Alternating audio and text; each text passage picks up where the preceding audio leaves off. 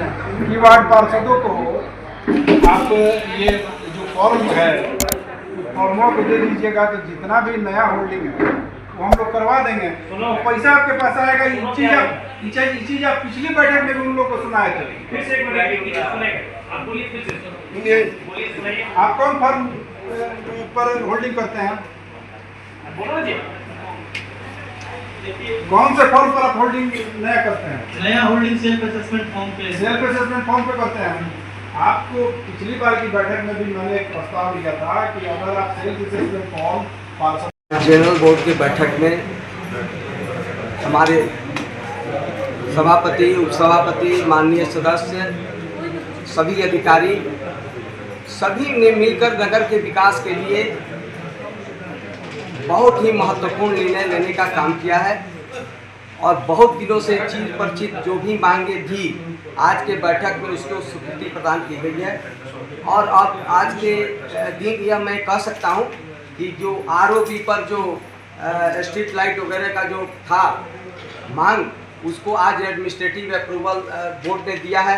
मैं इसके लिए अध्यक्ष जी को मतलब कि उपाध्यक्ष जी को और सभी माननीय सदस्यों को धन्यवाद देता हूं।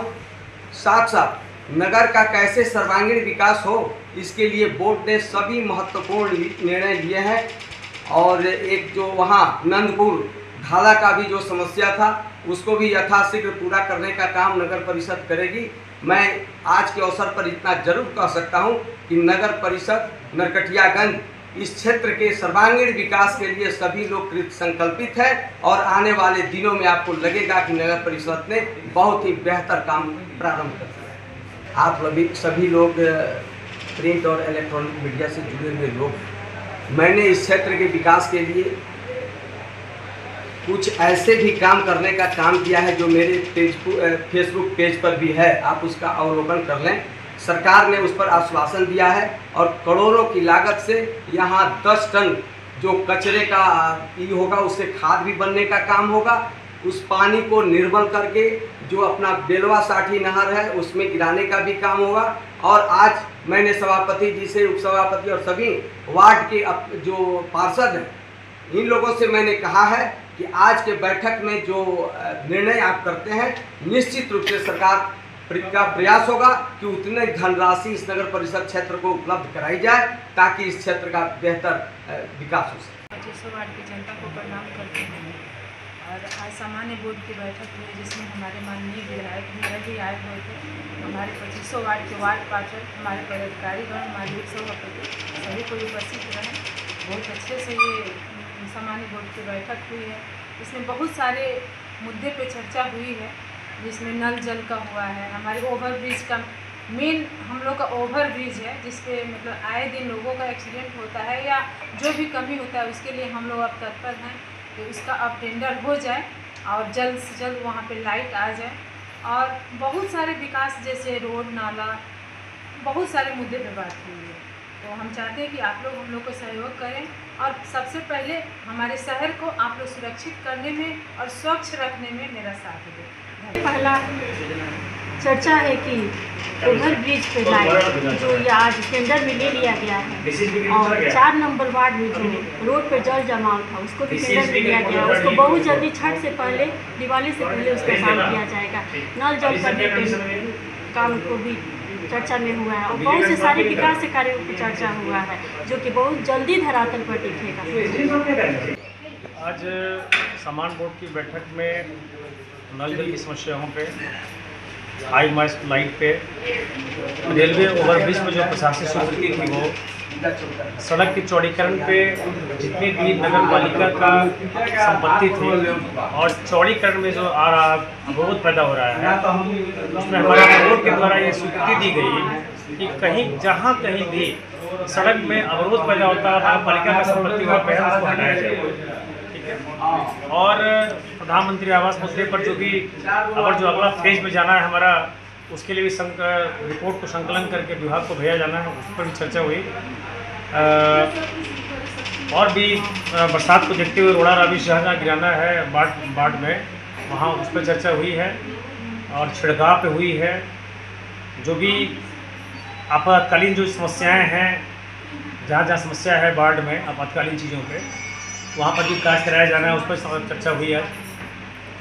और ख़ास करके सबसे इम्पोर्टेंट था हमारा आंतरिक स्रोत को वृद्धि करने के लिए सभी होल्डिंग तक एक पहुँच बनाई जाए, सभी वार्डों में एक रोस्टर वाइज जो है कैंप लगाई जाए और कैंप लगा करके उस पर कार्रवाई की जाए, जिससे कि हमारा आंतरिक संसाधन मजबूत बन सके। कई लोगों का कर्मचारियों का जिसका 5 साल पूरा हो गया उसके मानदेय वृद्धि की गई है।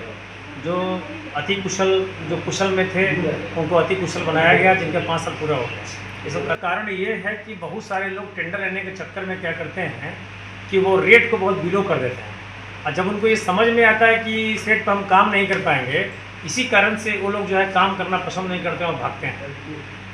ये सबसे बड़ी मूल समस्या है कि रेट को बिलो कर देना। तो उसका सर निदान क्या है? आखिर जनता परेशान हो रही है। जो पॉलिसी हमारी सरकार की जो पॉलिसी है उसी के अनुसार हमको काम करना है, और उस पर निदान करने के लिए ज़्यादा से ज़्यादा उनकी जमात राशि जब्त कर लेंगे और उसके बाद उनको डिवार कर सकते हैं, ये कर सकते हैं।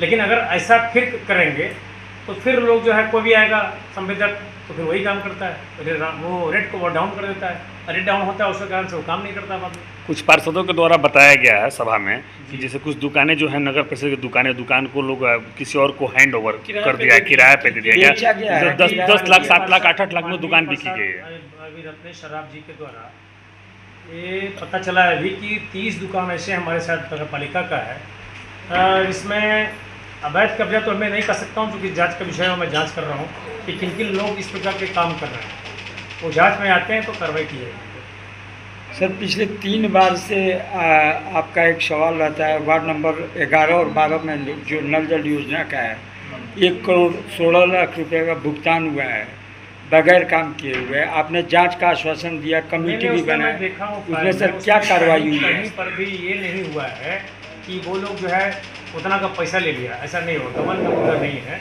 उसने काम ही नहीं किया और जितना काम किया था उसी का भुगतान किया गया, बाकी का वो काम ही नहीं किया, करोड़ों रुपये काम नहीं किया। तो सर 400 कनेक्शन का 1 करोड़ 16 करोड़ 1 करोड़ रुपये नहीं लिया गया, गलत है। आप लोगों को जो मैसेज दिया गया गलत है। उसमें उनका जो पैसा है उस मैंने 19 लाख 20 लाख जो भी है उतना का ही काम किए था, बाकी काम वो किए नहीं, बाकी काम छोड़ दिए। उससे कारण उन पर कई पत्राचार किए गए काम करने का, कई पत्राचार पिछले अधिकारियों ने किया और लिखा कि आपके द्वारा काम नहीं कराया जाए, काम कीजिए, लेकिन उन्होंने काम नहीं किया। यहाँ तक कि उनको डिवार करने के लिए भी लिखी गई है और अनुशंसा की गई। तो अगर इस प्रकार से अगर डिवार हो जाता है तो फिर हम उनके जो शेष बची हुई राशि अच्छी खासी बची हुई है उस पर फिर नया रीटेंडर कराया जाएगा, फिर काम कराया जाएगा। सर वार्ड नंबर 8 में एक सड़क का निर्माण हो रहा है टेंडर से, लगभग 39 लाख रुपए की लागत से।